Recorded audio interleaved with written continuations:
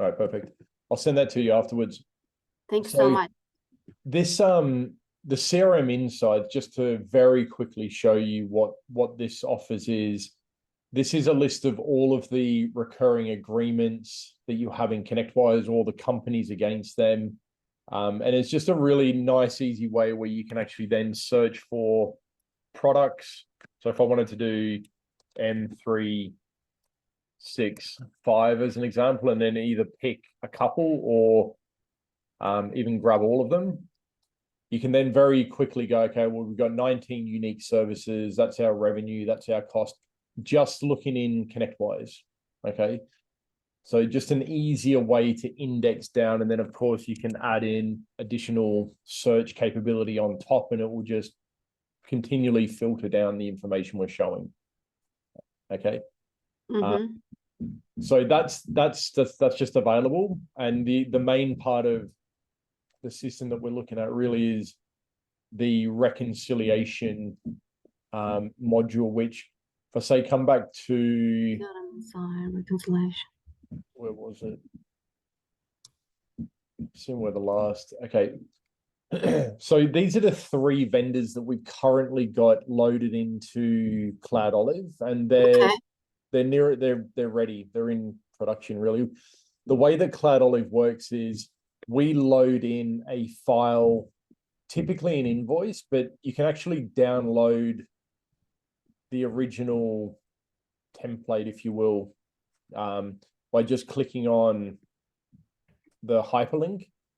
And this is what we're pulling in. So what the data that Tony gave us, Huntress, for example, it looks something like this. That's the data set that we use, and then we map that back to your ConnectWise via Cloud Olive. So that means we just need to import that Excel file from like Data something. Correct. Yeah. Correct. And then we're gonna just send it to you, that Excel file. The Huntress one or the Data one? Like Data? Yeah, cool. Do that.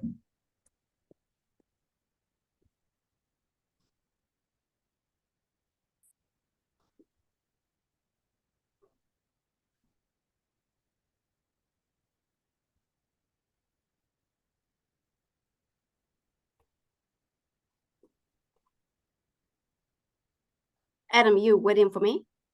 Yeah, I thought if you're going to send it, I could do the process now, but oh no, I mean, I just asked you. I'm sorry. Oh right, sorry. Yeah. The process to upload a file, and I can send you a video afterwards. Yeah. And a 3-minute video and just a guide to help with that. But we've built each one of the vendors essentially has a template. So we've got Huntress one here. All the templates pretty much follow the same layout, where we've got this thing called paste all vendor data that you can see there. So when new month's data comes in, we more or less just sort of remove last month's and then put this month's data in. And then this to be imported is really like a preview of what's about to be imported into Cloud Olive. So you can just quickly glance and see if nothing like strange has happened, or unit counts are over here now, or there's errors or anything. You can just very quickly glance at it. And then what this then does is when we import it in, Cloud Olive will then go, okay, well, out of all the line items that have been mapped, so let's take this Harcourts here. It's been mapped to M1. That's the agreement. This service from the vendor is mapped to this service in ConnectWise, and then it says we're buying this, we're selling that. That's perfect. Whereas this one's going, we're buying 31, we're selling 25. Cloud Olive suggests that you should up this by 6 units. That's the difference. Say that again, sorry. That was the difference amount, like the number? Yeah, so there's something going on, like if I sort by the underbilling, yeah, that one's the biggest there. But if you notice this, like some of these are probably sold at 0. I would think looking at the margin that you are or are not making here. So I'm guessing that they're zero sell price. But that aside, the unit counts are not matching up perfectly. Whereas this one here, you're buying 11, selling 9. This one does have revenue associated with it. So if you, through Cloud Olive, you can then just update the unit count like that. Changing the numbers like in Cloud Olive. Yeah, so if I was to click that, your ConnectWise would then become unit count 11 rather than it being 9, which it currently is. Okay. Is that gonna like apply only for this month? Like, how about next month? Is that gonna? Yeah, good question. So we want data to be loaded into Cloud Olive on a monthly basis, and then we'll just tell you what's changed, what's dropped off, what's not getting billed out. We'll flag all of that information for you. Yeah. So it's really whenever you want to reconcile something. If it's monthly, great. If it's quarterly, cool. It doesn't matter. It's up to you. But generally, monthly, certainly for the things like Microsoft for sure, and probably this as well, because it can move quite readily. And then for Wise, which I believe may be getting sort of gradually moved away from, but Wise, it's quite a large expense from Dicker. So that's why Tony went through those 3 initially. Right. I mean, like, so what do you think, like, what should I do, like, to be ready for the document for you? Like, just the Excel file? Yeah, like initially I'd say we can give you a templates or no, well we can give you a Dropbox link initially, which is what we gave to Tony for the first couple of months just to learn the system. Like if you drop Dicker Data, Huntress, and the Wise report into this Dropbox link, we will actually do the upload for you and then just send you a summary and say, hey, Mary, this is all ready now. Can you go through and maybe map the remaining lines that we weren't sure where they belong, as an example? Okay. And then from there, rather than you worry about loading things in for the first month or even the first 2 months, you can then just go through and go, well, why are we underbilling here? Do I want to fix them, or do I just want to sort of ignore it for this month and let it go? And I don't need to worry about it, which is just a process you can do through here as well. Okay. Would much rather you spend time reviewing why there's discrepancies, fixing discrepancies, or we've got a way which you can leave yourself a note here, and if you pin this note will follow you this line item next month and the following month. And the benefit of that is you then can just see it there. Like there's loads of reasons why there might be a discrepancy now or short term or long term. We can just track it all in one place quite easily. Right. Okay. Okay. Yep. How do you do this process at the moment? How do you marry up, like make ConnectWise accurate or confident that it's billing the right unit counts? Well, like for this month, I just did it like manually, like checking. Yeah, because I have no idea about that reconciliations thing with the Cloud Olive. So yeah. So were there any other vendors? Because these are the 3 that we've got, and we can do any, because it's just from a report or an invoice. We can literally do any vendor that you would like us to do. Tony just started on these 3 because they were the biggest. Yeah, that's 3 is just enough. Yeah. This 3 is enough. Okay. Cool. So what we need is the just the same layout, ideally from. So I'll show you what. So this is what the Huntress one looks like. Which we saw, which is really just an export from from Huntress. This is what the Wise one looks like. So it's this very strange layout from Dicadata, and we always say never manipulate, never change, never edit this. We add formulas in the import, which then only pulls through the data that we need. You see how that's all organized and it's got spaces in it? It's just because the layout here is quite like there's no customer name all the way down here. So somehow we needed to be able to reference it as Grydale. Somehow we've been able to do that. If you see that there. So it's just organized. So we always say never worry about changing or deleting stuff from here. Our system will organize it in a way that should just reference and be able to be mapped one for one back to ConnectWise. Okay. And last one, certainly not least, is the Dicadata. So I just confirmed, because they've got two different types of reports for their Microsoft stuff. So the one that we're using here is this is actually the point in time report from Dicadata, not the actual invoice itself. Is that what you use, you know? Yeah. The license names included, I think. Say that again, sorry.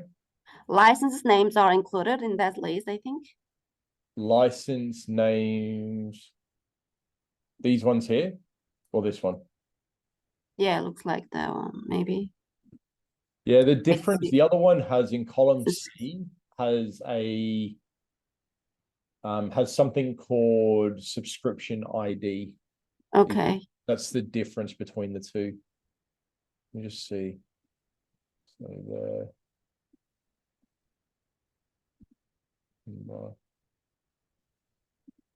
Yeah.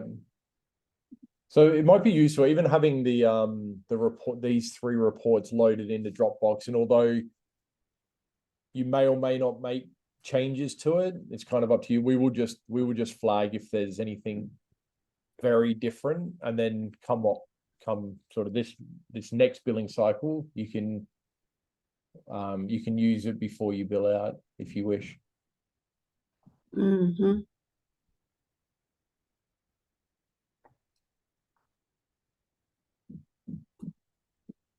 Okay, cool. What are your thoughts? Yeah, like before we make any actions, I just need to make a contact with the Tony and ask a few things and how he worked like before. So yeah, just compare it to the process, I mean. Yeah, totally. I mean, how long does it take you currently to do these three? Yeah, a few hours, I think. Yeah.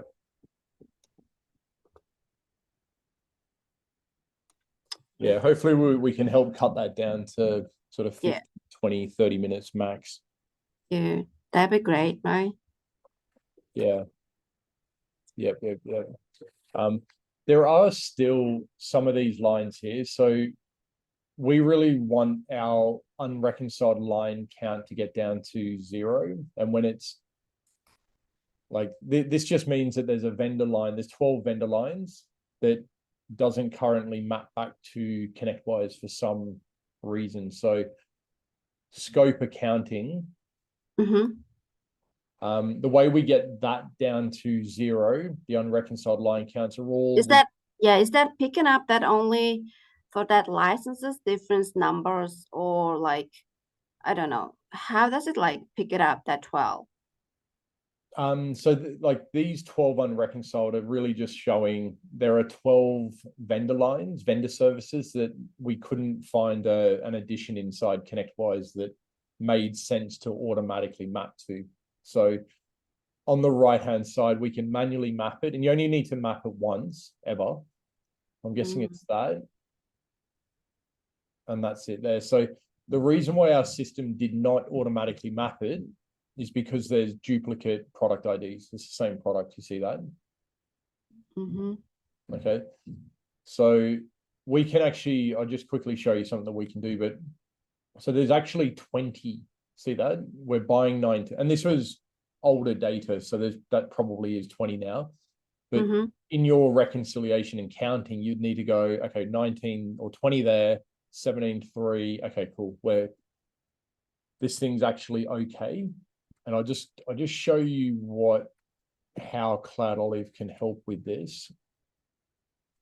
So it was scope, wasn't it? So we've actually got a capability on that you can switch on at a vendor level, which says, rather than just make it a one-to-one mapping, maybe we also want to go and say, hey, if there's the same service, same product ID and ConnectWise on the same agreement, same contract, then sum them together. So now what Cloud Olive will do is for scope, you see that there? It's actually summing them both together now and going 17 plus 3 equals 20. So there's just a discrepancy of 1 there. Okay. So that's probably the reason why they didn't automatically map. And then you can see a one-to-many down here. So there's one vendor line for 19, but we need more than one line item in ConnectWise to be summed together. In this case, it's this 3 and this 17. We want them to be summed together. I'm guessing you do anyway, based on it being the same count, same product ID. Okay, got it. Cloud Olives. Do we have, I don't know, Tony hasn't like passed me anything about that access for that Cloud Olive, do we? I can invite you now, Mary. And